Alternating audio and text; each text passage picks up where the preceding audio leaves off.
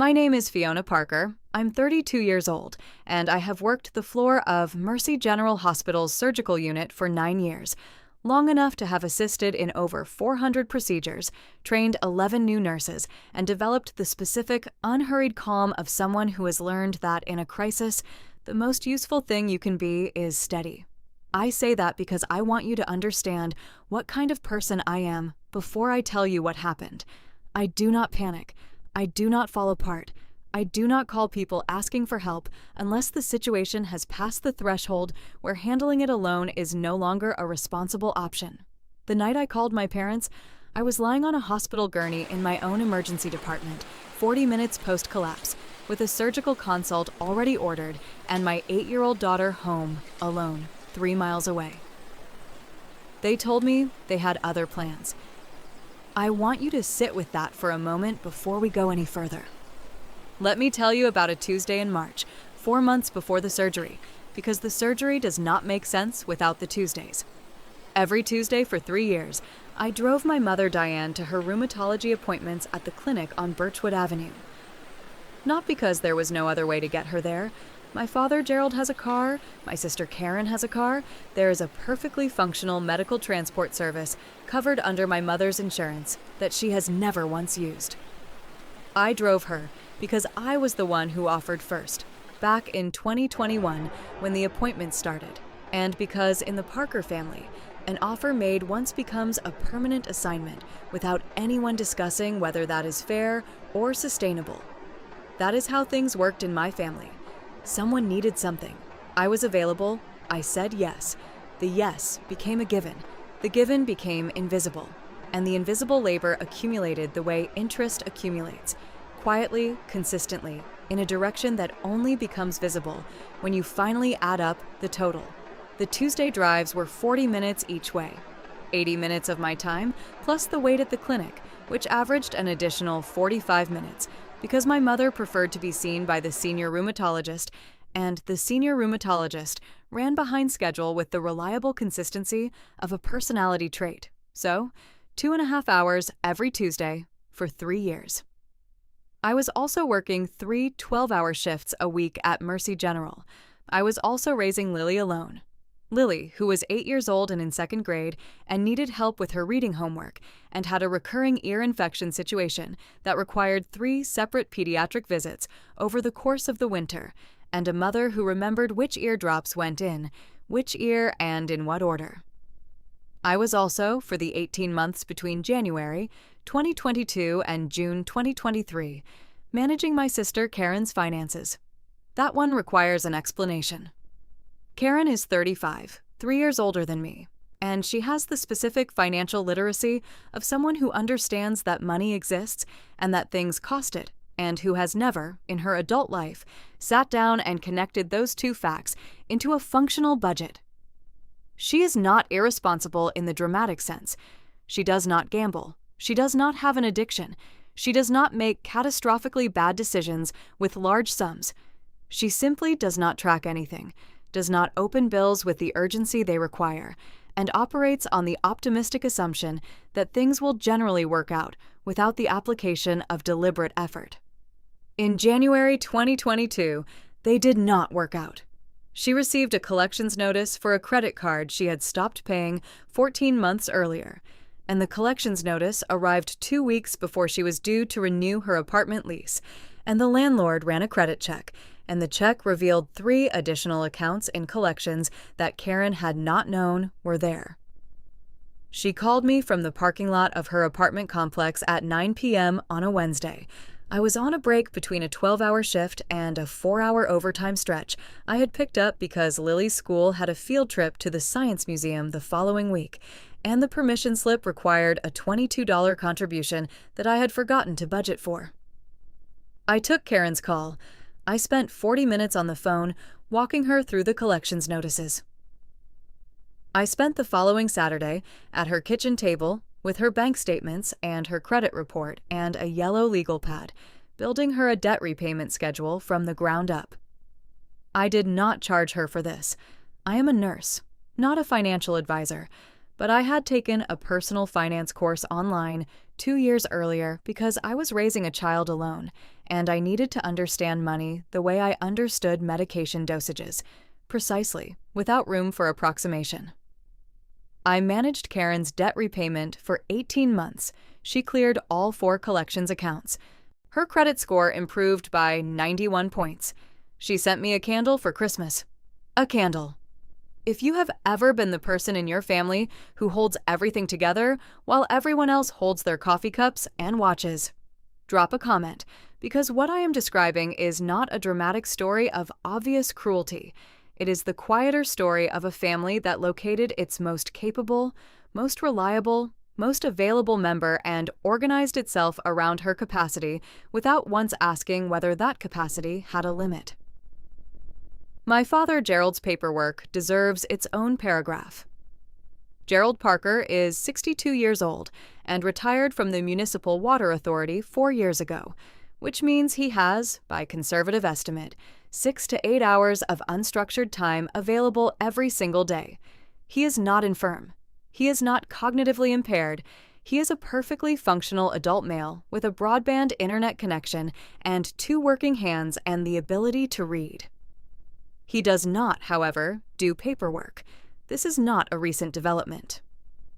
My mother told me once, with the fond exasperation of someone describing a charming quirk, that Gerald had never in their marriage filed a tax document, renewed a vehicle registration, or completed an insurance form without assistance. In retirement, the paperwork did not decrease. It increased because retirement introduced Medicare supplemental coverage enrollment periods and pension benefit elections and property tax exemption applications that required documentation and deadlines and the ability to read a government form without deciding it was too complicated and setting it aside. I handled it, not because anyone asked me directly, because I was there one Sunday afternoon when my father mentioned, vaguely, that the Medicare enrollment window was coming up and he wasn't sure what he was supposed to do.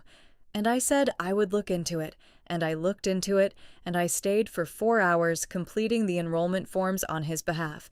And after that, it simply became known. Unannounced, undiscussed, simply known the way things become known in families, that Fiona handled the paperwork. I calculated it once, on a night when Lily was asleep and I was eating leftover hospital cafeteria food at my kitchen table at 10:30 p.m. because I had not had time to cook anything. Tuesday drives, approximately 390 hours over 3 years. Karen's finances, approximately 60 hours over 18 months. Gerald's paperwork, approximately 8 to 10 hours annually, or roughly 30 hours over 3 years. Total, somewhere in the vicinity of 480 hours, 12 full work weeks, 3 months of my life, donated in increments small enough that no single one felt worth mentioning. To a family that had decided, without discussion, without acknowledgement, without a single conversation about whether the arrangement was equitable, that my time was the resource the household ran on. I was not angry about this. Not then.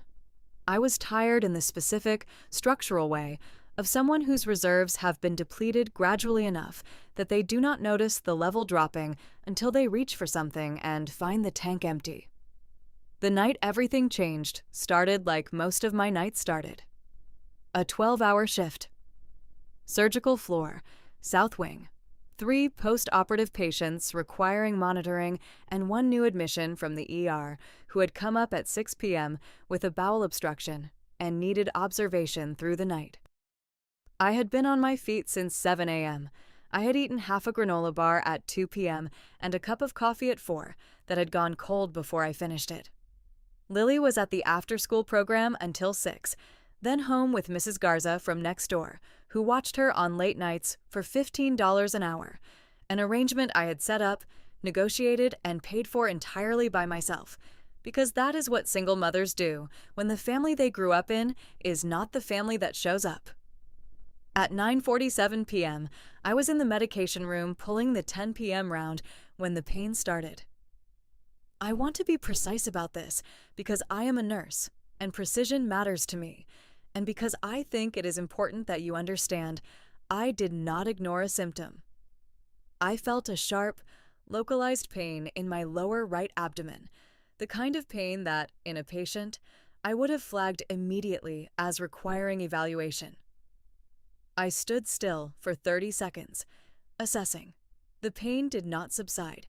It intensified, with the specific, escalating quality of something that is not going to resolve on its own. I set the medications down. I walked to the nurse's station and told my charge nurse, Patricia, that I was experiencing abdominal pain that needed to be evaluated. Patricia looked at my face. Nurses read faces the way other people read words, instinctively and accurately, and said, "Sit down. I'm calling the ER." I sat down. The pain got worse. They brought me down in a wheelchair, which I objected to on professional grounds, and accepted on practical ones because by the time Patricia had called the ER, the pain had reached the level where walking required more concentration than I wanted to apply to locomotion. The ER physician on duty was Dr. Anand, who had worked with me for 4 years and who examined me with the efficient thoroughness of someone who understood that a nurse presenting with acute right lower quadrant pain was not going to need a long differential diagnosis discussion. He said, "I think it's appendicitis. We're going to get imaging." I said, "My daughter is home." He said, "How old?" I said, 8. The neighbor is with her, but I need to make arrangements before. He said, "Let's get the CT first. Then we'll figure out the rest." The CT confirmed it. Acute appendicitis, early stage, surgical consult recommended. Dr. Chen from General Surgery came down at 11:15 p.m., reviewed the imaging, and told me she wanted to take me to the OR within the next 2 to 3 hours to avoid progression to rupture. I had my phone in my hand before she finished the sentence. I called my mother first. The phone rang 4 times. My mother answered with the slightly distracted tone of someone who has been watching something and has paused it reluctantly. "Fiona, it's late." "Mom," I said, "I'm in the ER. I have appendicitis. They're taking me to surgery tonight, and Lily is home with Mrs. Garza, and I need someone to go be with her and stay overnight and take her to school in the morning. Can you and Dad come?" A pause. Not a long pause. 3 seconds, maybe 4, but I have worked in medicine long enough to know that the length of a pause is not where the information lives. It lives in the quality of it. And the quality of those 3 seconds was not the pause of someone mentally clearing their schedule or calculating a drive time. It was the pause of someone deciding how to say no. My mother said, "Fiona, your father and I have the Hendersons' anniversary dinner tonight. We've had it on the calendar for 2 months." I looked at the ceiling of the emergency department bay. The fluorescent light above me had a slight flicker I had never noticed from the other side of the curtain. I said, "Mom, I am going into surgery." She said, "Can't the neighbor stay? You said Mrs. Garza is already there." "Mrs. Garza is 71 years old, and she goes to bed at 9, I said. "I need a family member with Lily tonight. I need someone she knows to be there when she wakes up tomorrow, and I'm not home." Another pause. My mother said, "Let me talk to your father." I heard the muffled exchange of a conversation being held with a hand over the phone, the specific, slightly theatrical quality of a discussion that has already concluded before it begins and is being performed for the benefit of the person waiting on the other end. My father came on the line. He said, "Fiona, we really do have this dinner. It's the Hendersons' 40th. You know how important—" "Dad," I said, "I am in the emergency department. I have appendicitis. I am going into surgery in 2 hours. Your granddaughter is 8 years old, and she is going to wake up tomorrow morning, and her mother is not going to be there." Silence. Then, "Can't Karen go?" I called Karen next. Karen did not answer. I left a voicemail. I sent a text. The text showed delivered. It did not show read. If you have ever been in a crisis and reached for the people who were supposed to be your safety net and found empty air, you already know what the next few seconds felt like. You do not need me to label it. Your body remembers the specific weight of that particular kind of alone. I lay in that hospital bed for 4 minutes after my father's suggestion about Karen. Then I called my coworker. Bethany Ross had worked the surgical floor with me for 6 years. She was 29, unmarried, lived 12 minutes from my apartment, and had met Lily twice at the hospital's family picnic. She was not family. She was not obligated. She was simply the next name in my phone that belonged to someone I trusted. She answered on the second ring. I explained the situation in under 90 seconds, nurse to nurse, the way we communicate when there is no time for anything except the relevant information. She said, "I'm getting my keys." She arrived at my apartment at 12:08 a.m. She stayed the night. She made Lily breakfast in the morning. She took her to school. She sent me a photo of Lily at the school gate with her backpack on, giving the camera a thumbs up, and the caption said, "She's good. Focus on recovering." I went into surgery at 1:30 a.m. My parents were at the Hendersons' 40th anniversary dinner. Recovery takes time. Not just physical recovery, the stitches and the soreness, and the first 3 days of moving carefully, and the week of light duty that Dr. Chen prescribed before I was cleared to return to the floor. That part was manageable. I had managed physical difficulty before. The other kind of recovery is quieter and takes longer and does not have a clearance date. I lay in my hospital bed in the early hours after surgery, the anesthesia wearing off in slow, uneven stages, the ward sounds filtering in around the edges of my curtain, the specific, familiar nighttime rhythm of a hospital floor that I knew from the other side. And I did what I always do when I need to understand something clearly. I started adding it up. 3 years of Tuesday drives, 18 months of Karen's finances, 3 years of Gerald's paperwork, 480 hours, 12 work weeks. Every Sunday dinner I had cooked because it was understood that Fiona cooked. Every form I had filed. Every appointment I had driven to. Every financial crisis I had quietly resolved. And on the one night I had called them. The one night in 3 years that I had needed something back. They had been at a dinner party. The arithmetic was simple. The arithmetic was, in fact, the simplest calculation I had done in years. They did not value me. They valued what I did. And there is a distance between those two things that I had been refusing to measure for a very long time. I measured it that night. It was not a small distance. Recovery has a smell. It is not the clean, antiseptic smell of the hospital that people imagine when they think of medical settings. That smell belongs to the public spaces, the hallways and waiting rooms and supply corridors. The smell of actual recovery is quieter and more specific than that. It is the smell of a room where the window has been closed for 2 days, and the sheets have not been changed, and someone has been sleeping in the same position, because turning requires more energy than staying still. It is the smell of soup that a coworker left in the refrigerator, and that you heat at 2 p.m., because it is the first time since surgery that the idea of eating has seemed more appealing than the idea of not eating. Bethany had left 3 containers of soup in my refrigerator before she went home the morning after surgery. Chicken and rice, lentil, and something with sweet potato that she said her mother made whenever anyone in their house was sick. She had labeled each one with a strip of medical tape and a marker, the way we label things at the hospital, clear and functional. And she had left a note on the kitchen counter that said, "Lily knows where the soup is. She helped me label them. Call if you need anything. I mean it." I sat with that note for a long time the first morning I was home. Not because it was extraordinary, because it was ordinary. The simple, practical kindness of a person who showed up and did the specific things that needed doing and left clear instructions and meant it when she said call.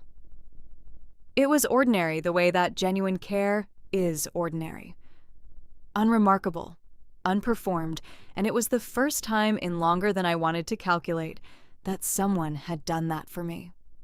Lily was careful around me the first 3 days. 8-year-olds are more perceptive than adults give them credit for, and Lily Parker is specifically unusually perceptive.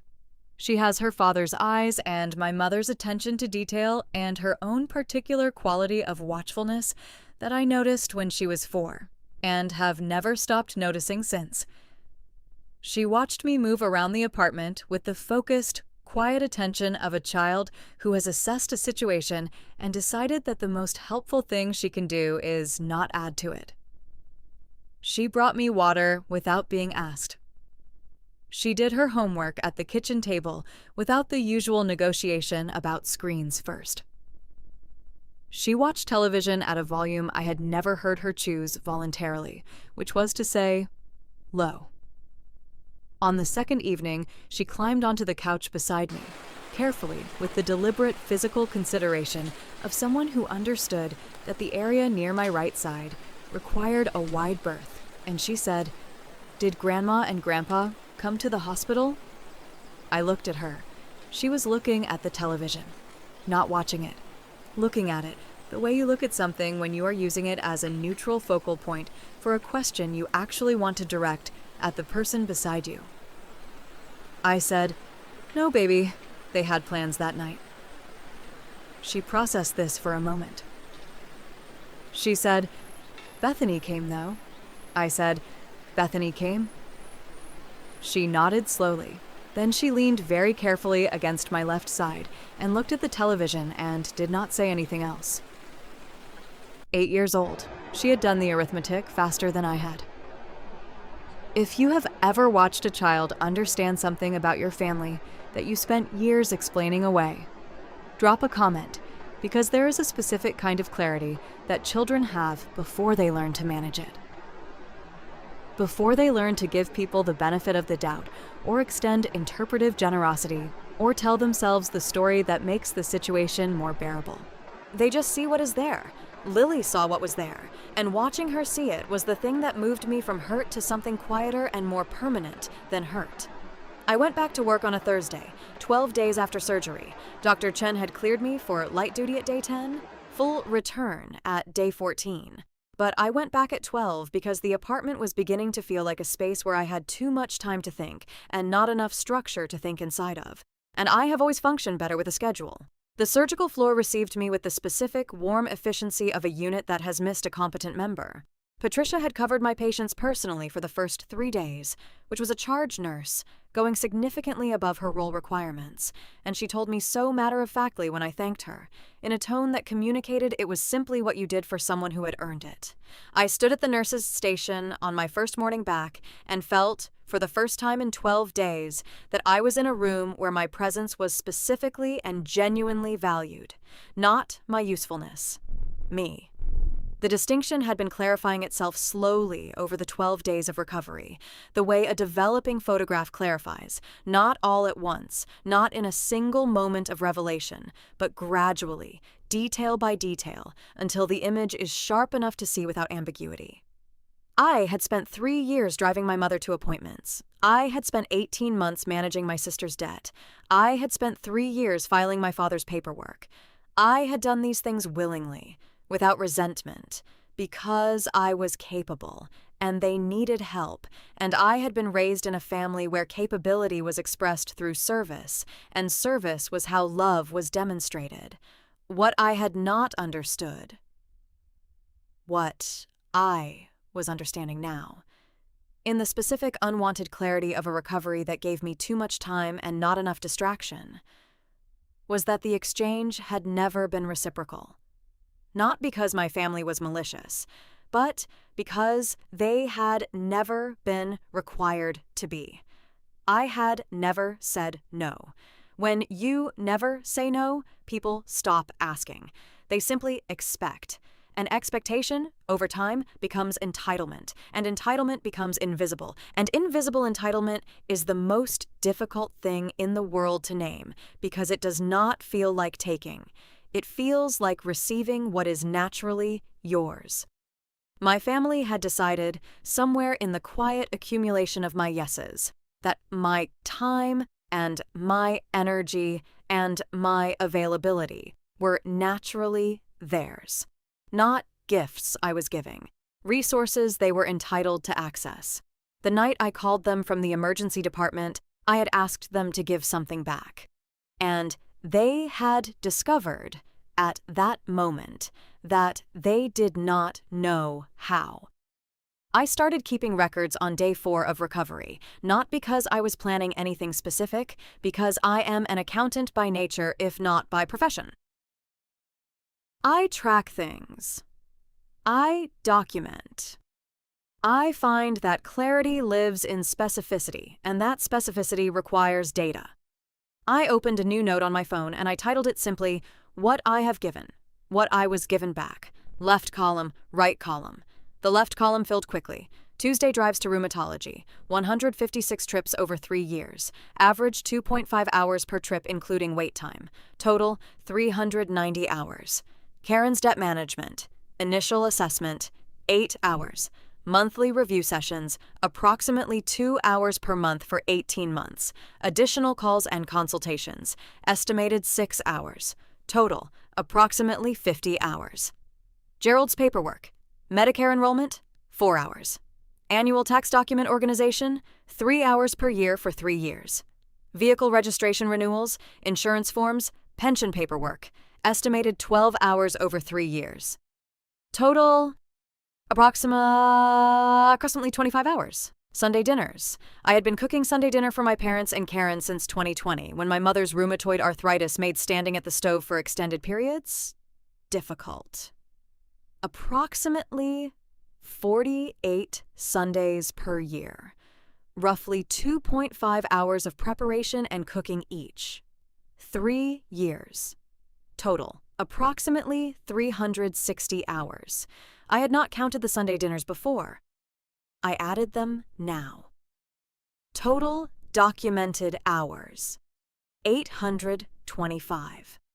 More than 20 full work weeks, 5 months of my life, given in pieces small enough that none of them had ever felt, individually, like a sacrifice. Collectively, not to be writing to something that I had no other word for. The right column. What had I received in return? A candle from Karen at Christmas, in acknowledgement of 18 months of financial management that had saved her credit rating and her apartment lease. A "thank you, dear" from my mother after the Tuesday drives, delivered with the slightly distracted warmth of someone acknowledging a service they have become accustomed to. A nod from my father after the paperwork sessions. Gerald Parker's version of gratitude, which was the absence of complaint. Nothing from any of them on the night I went into surgery. Not a phone call the following morning to ask how the procedure had gone. Not a text. Not a voicemail. I checked my phone on day 2 of recovery to confirm this. I was confirming what I already knew, the way you sometimes confirm things, not because you doubt them, but because the act of confirmation is part of accepting them. Nothing.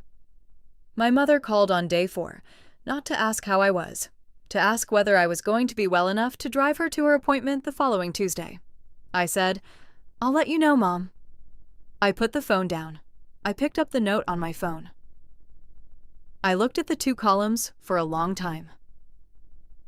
Aunt June called on day 5. Aunt June is my father's sister. 55 years old, lives 40 minutes away, has always existed at the pleasant, slightly peripheral edge of Parker family dynamics in the way of people who are related to the center of a system without being part of its internal logic. She called because Patricia from my unit had mentioned to a mutual acquaintance that I had been in for emergency surgery, and the information had reached Aunt June through the specific, efficient network of people who actually pay attention to what is happening around them. She said, "Fiona, why didn't anyone call me?" I said, "I didn't want to bother anyone." She made a sound, a short, expressive sound that communicated several things simultaneously, including, "That is the most Fiona Parker sentence I have ever heard." She said, "I'm coming over Saturday. I'm bringing food.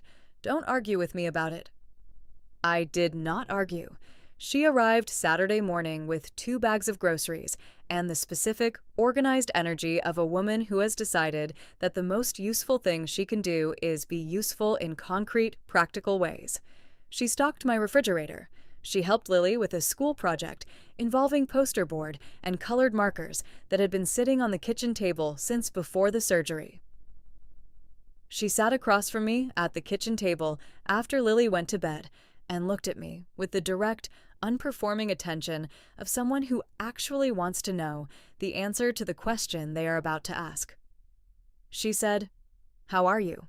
Not medically, actually. I looked at her, then I told her. Not everything.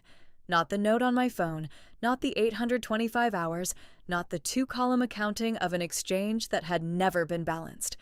But enough. The phone call from the ER. My mother's response.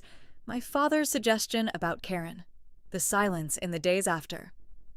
Aunt June listened without interrupting, which is rarer than it should be, and which I have always considered one of her best qualities. When I finished, she was quiet for a moment. Then she said, "You have been holding this family together for 3 years, and the one time you needed them to hold something, they put it down." I said, "Yes." She said, "What are you going to do about it?" I had been thinking about that question since day 2 of recovery, not in the hot, reactive way of someone planning a confrontation from a place of anger. Anger is a fuel that burns fast and leaves residue, and I had learned in 9 years of nursing that the decisions made in the immediate aftermath of a crisis are rarely the ones that hold up over time. I had let the first week pass. I had let the clarity develop at its own pace, detail by detail, until the image was sharp. What I was going to do was not dramatic. It was not a performance, not a spectacle, not a public humiliation designed for an audience. It was a Sunday dinner. The Parker family had Sunday dinner every week at my parents' house, and I had been cooking it for 3 years, and nobody had ever once suggested that this arrangement required discussion or revision. It was simply the way things were. Fiona cooked. Gerald watched the game. Diane sat in the good chair in the living room. Karen arrived 20 minutes late and ate quickly and left early. Lily sat beside me and ate whatever she wanted and charmed everyone without trying, and was the only person at that table whose presence I was consistently glad of. I was going to cook one more Sunday dinner, and I was going to bring the note on my phone. And I was going to read both columns out loud at the table where I had spent 3 years feeding the people who had decided, apparently, that their anniversary dinner plans took precedence over their daughter's emergency surgery, not to punish them, not to perform for anyone, but because 825 hours deserved to be counted somewhere other than a private note on a phone. Because the right column deserved to be seen in the same room as the left column by the people whose names were in both of them. And because Lily was 8 years old and she had already done the arithmetic. And I was not going to let her grow up in a family where the arithmetic was never spoken aloud. I texted my mother on Wednesday. "Sunday dinner at your place this week. I'll cook. Same time as usual." She responded within 2 minutes. "Wonderful, dear. Karen is coming too." I put my phone in my pocket. I went back to my patient charts. I had 4 days to prepare. There is a specific kind of preparation that has nothing to do with rehearsal. I did not practice what I was going to say at that dinner table. I did not stand in front of my bathroom mirror and work through the sentences or time the pauses or decide in advance how I would respond to each possible reaction. That is not how I operate. I am a nurse.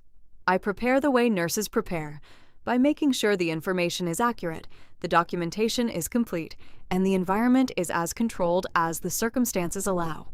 What happens after that is what happens. You respond to what is in front of you, not to the script you wrote in your bathroom.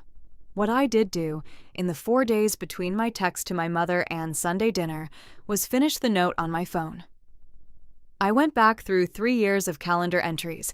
I keep a detailed calendar, another nurse habit, because shifts and appointments and school pickups and pediatric follow-ups require the kind of scheduling precision that does not survive on memory alone.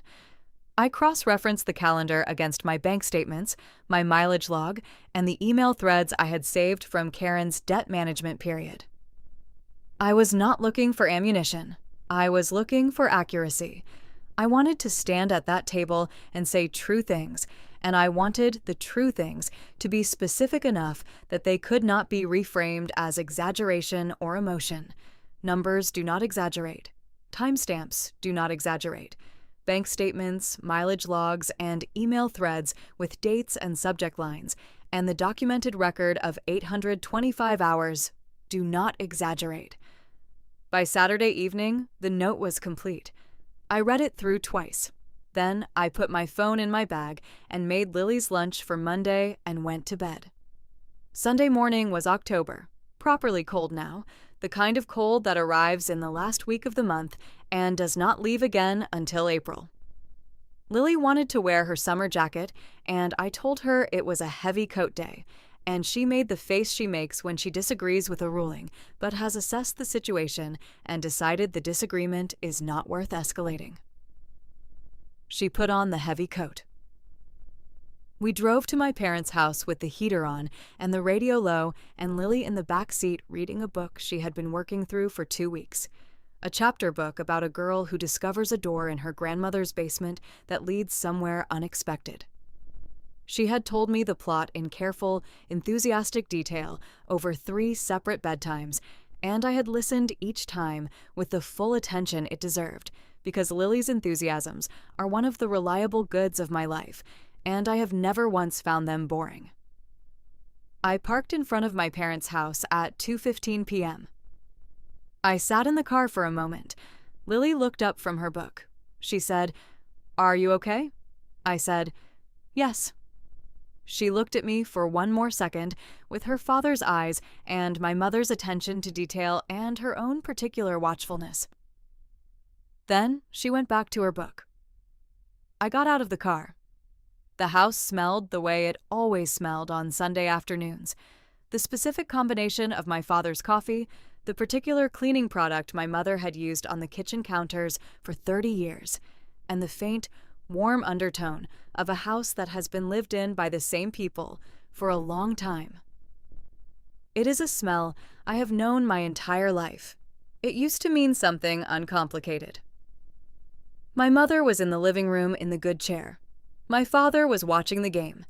Karen arrived at 2:47, 17 minutes late, which was, for Karen, nearly on time. I cooked. Roast chicken, the way I'd learned from my grandmother, low and slow with lemon and thyme, the kind of meal that requires 4 hours of passive cooking and 20 minutes of active attention and fills a house with the smell of something that has been cared for. Roasted vegetables, a green salad. Bread from the bakery 2 blocks from my apartment that Lily had helped me choose that morning, standing at the counter with the focused deliberation of someone taking the responsibility of bread selection seriously.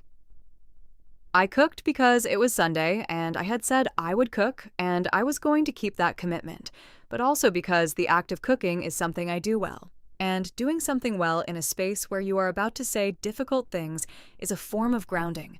The knife work, the timing, the specific, manageable complexity of 4 components coming together at the right moment. It gave my hand something to do while my mind was doing something else entirely. Karen sat at the kitchen table while I cooked and scrolled her phone and occasionally made observations about things she had read that she found amusing. She did not offer to help. She had not offered to help at Sunday dinner in 3 years. I had stopped noticing this the way you stop noticing wallpaper. It was simply part of the room. I noticed it now. If you have ever stood in a kitchen doing work that everyone around you takes for granted and felt the specific, quiet weight of your own invisibility, drop a comment.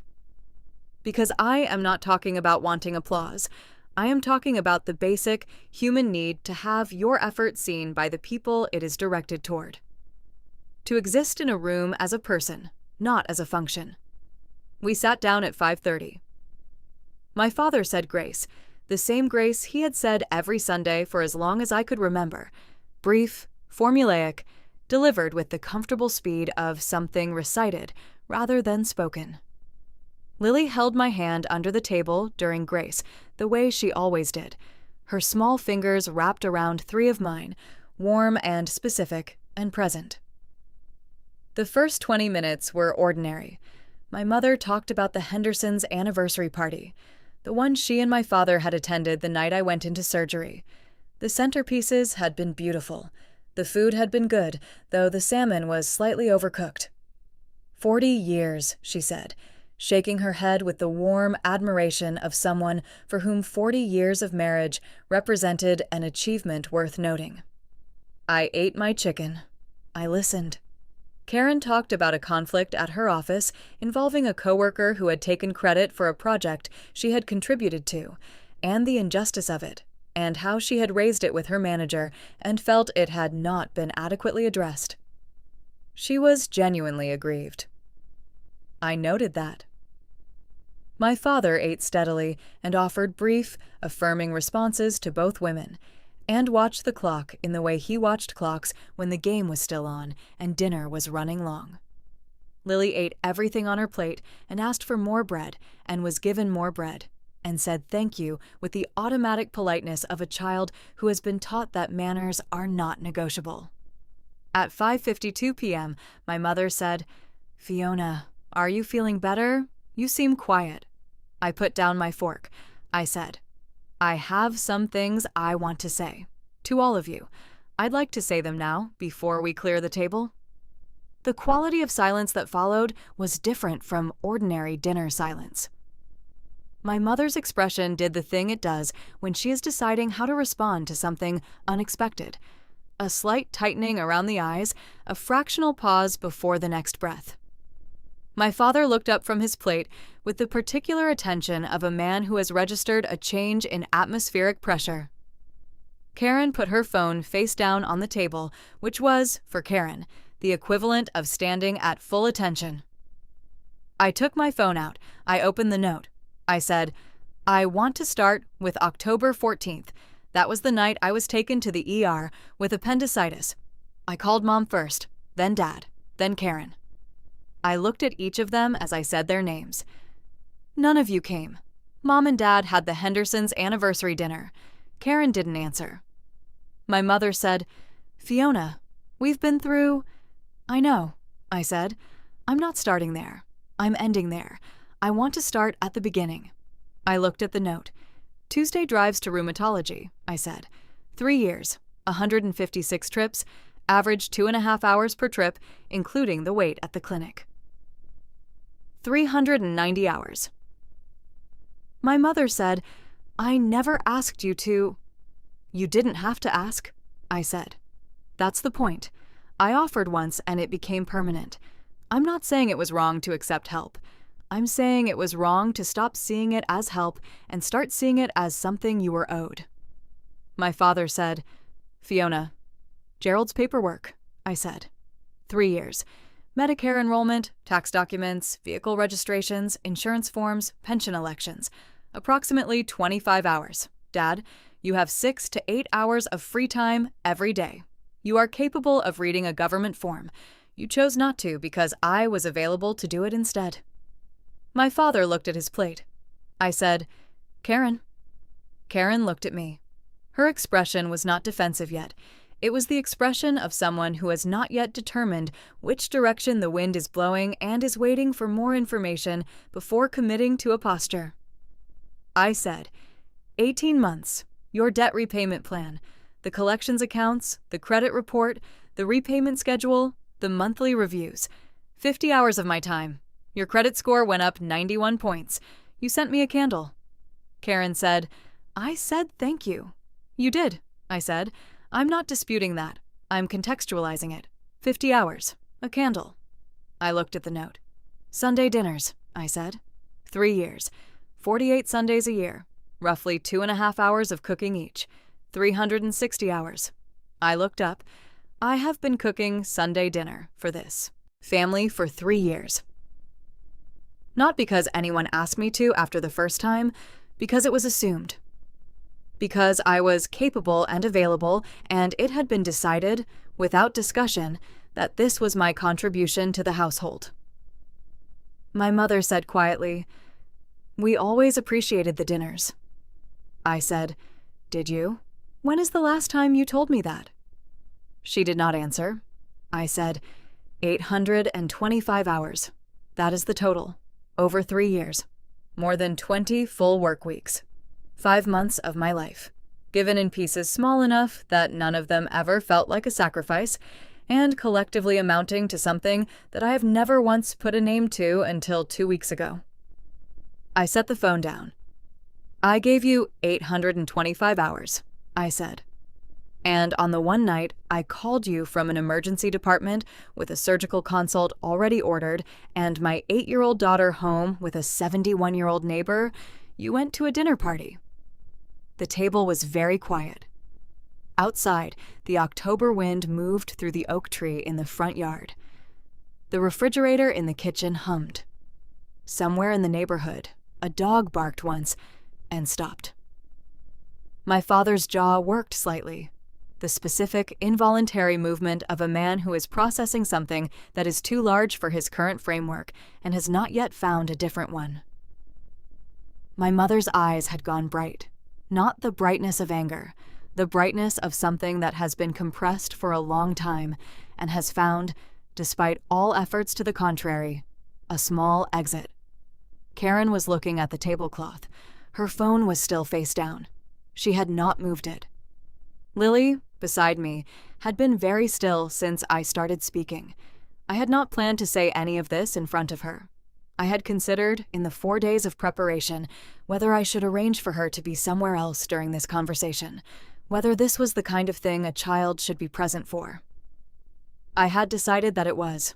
Not because I wanted to expose her to conflict, but because she was 8 years old and she had already done the arithmetic, and she deserved to see that the arithmetic was not something to be managed in silence and swallowed privately, that the correct response to an imbalance was to name it, clearly and without apology, at the table where the imbalance had been built.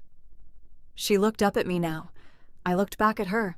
She gave me a small nod, the nod of someone confirming a thing they already knew.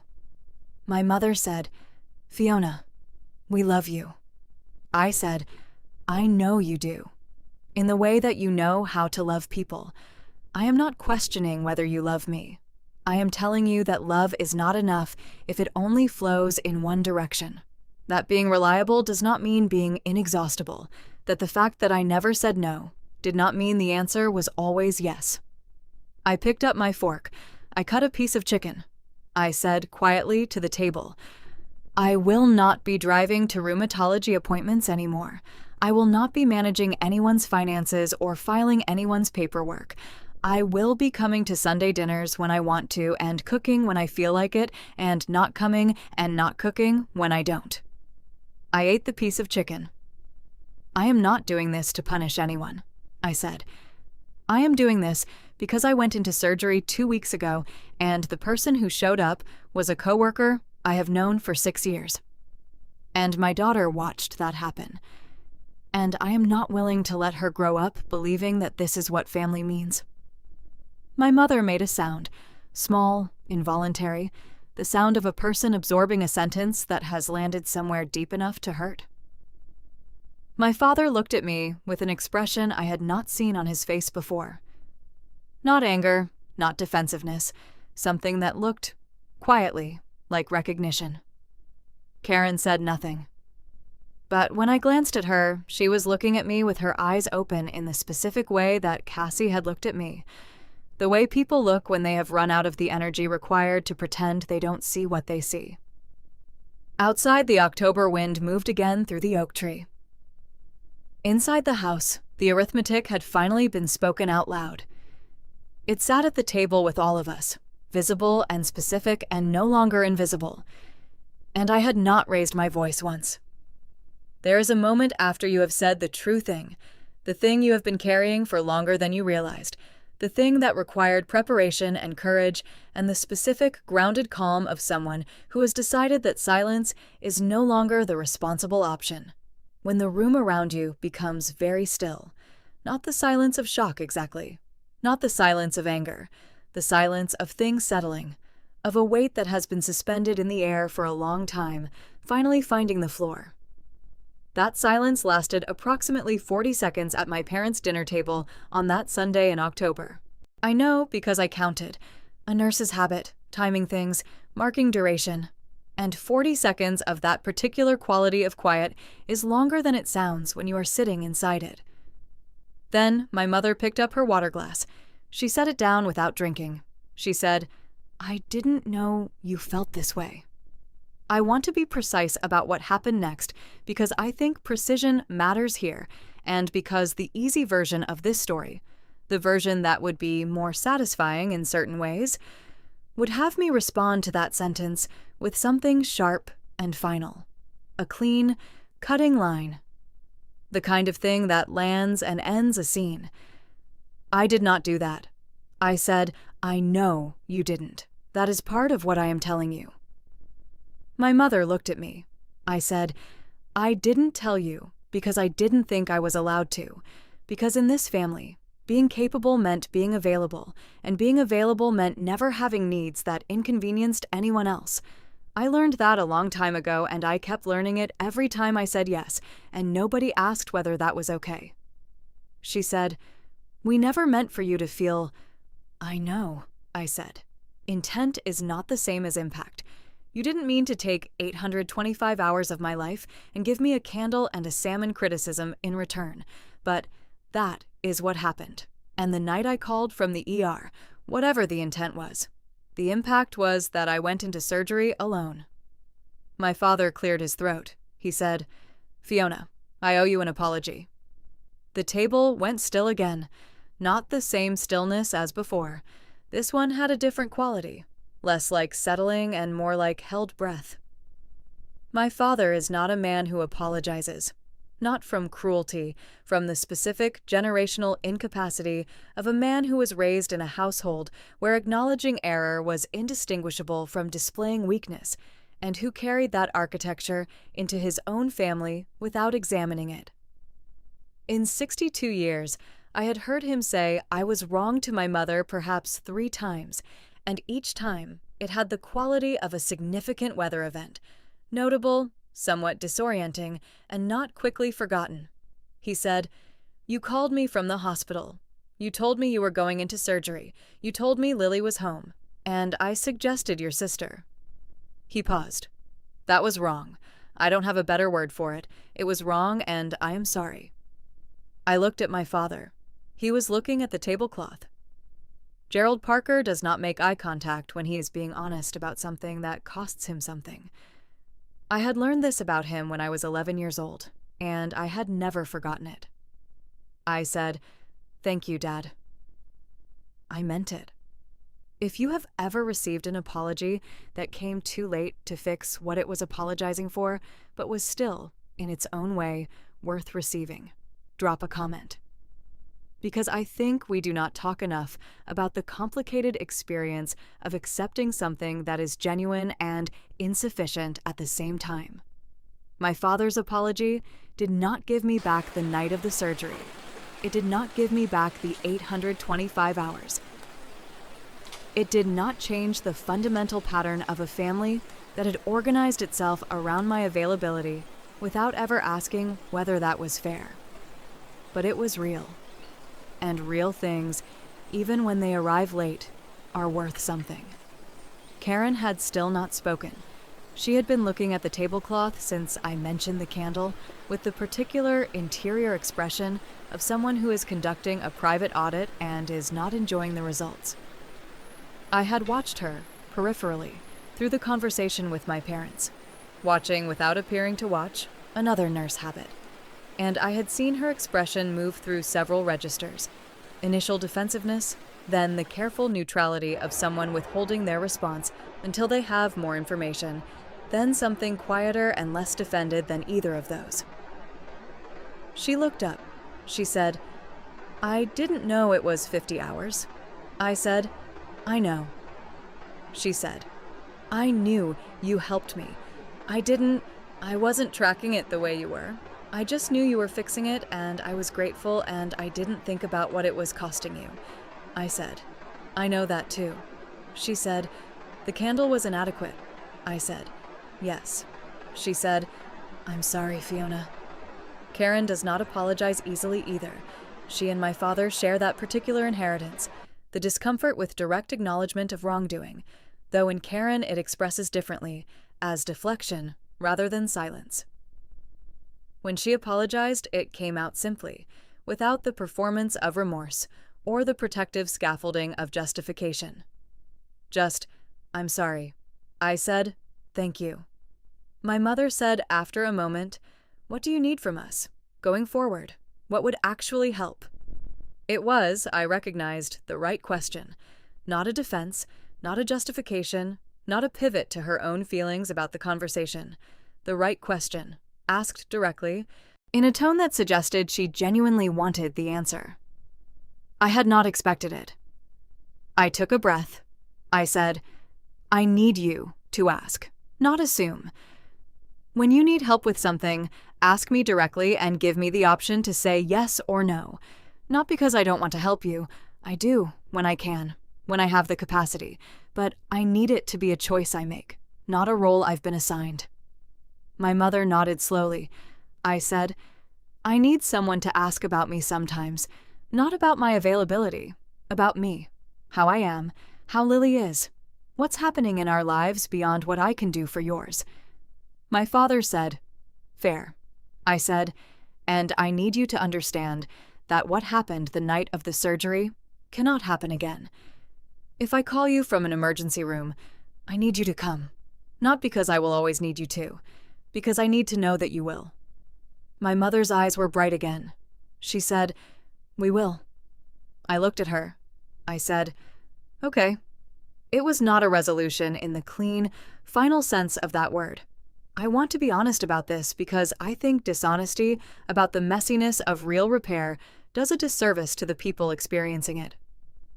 My mother did not transform at that dinner table. My father did not become a man who makes eye contact when he is apologizing. Karen did not suddenly develop the organizational habits of someone who tracks their obligations. What happened was smaller than transformation and more durable than a single conversation. Something had been named.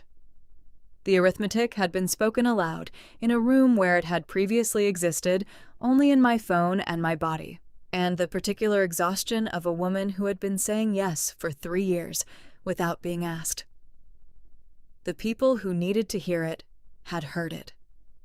And the hearing had done something, not fixed everything, not repaired 3 years of imbalance in 90 minutes over roast chicken, but shifted something in the foundation. A foundation that was shifted was not the same as a foundation that was unchanged. I would take shifted. We cleared the table. Lily helped. She always helped clear the table, had been helping since she was 6, because I had raised her to understand that meals are a collective effort and cleanup is part of the meal. She carried plates with the careful, two-handed grip of a child who has been told more than once that the good dishes are not for dropping. And she made 2 trips from the dining room to the kitchen and then climbed onto the kitchen stool and watched while I rinsed. My mother came into the kitchen to put away the serving dishes. She stopped beside me at the sink.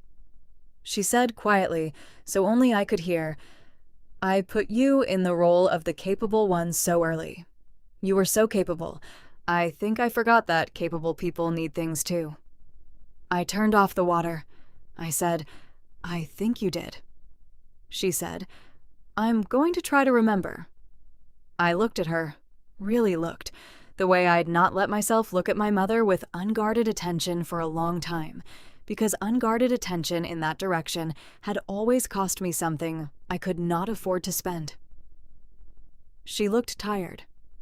She looked 58 in a way she had not looked last year. She looked like a woman who had just been told a true thing about herself and was in the early, uncomfortable stages of deciding what to do with it. I said, "Okay, Mom." I turned the water back on. She put away the serving dishes and went back to the dining room. We left at 7:30. Lily fell asleep in the car on the way home, the way she sometimes does on Sunday evenings. The accumulated weight of a full day finding its exit in the warmth of the back seat and the familiar motion of the drive.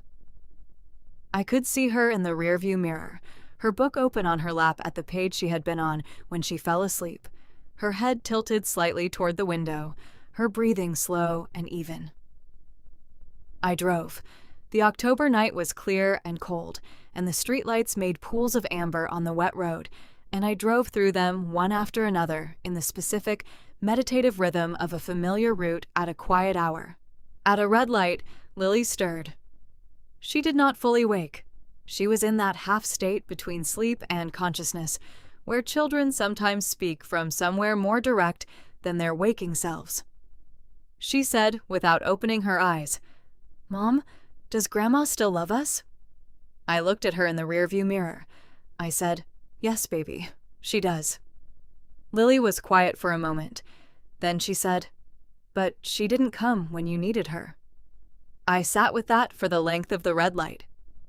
Then I said, "Love is not just words, Lily. Real love means showing up when someone needs you. Grandma loves us, and she is learning what showing up means. Those two things can both be true at the same time." Lily processed this with the slow, interior thoroughness of a child absorbing something that she will be thinking about for longer than the car ride. She said, "Bethany showed up." I said, "Bethany showed up."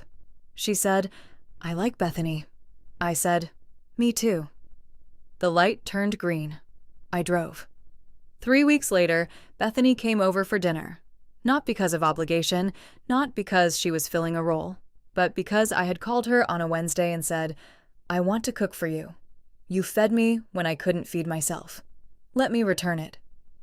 She arrived with a bottle of wine and the relaxed, unpretentious energy of someone who does not require a special occasion to show up at a friend's door. Lily greeted her at the entrance with the focused enthusiasm of a child who has decided that a person is worth being enthusiastic about and is not going to perform restraint on the subject. We ate. We talked. Lily showed Bethany the chapter book with the door in the grandmother's basement and explained the plot in the careful, detailed way she had explained it to me across 3 separate bedtimes, and Bethany listened with the full attention it deserved.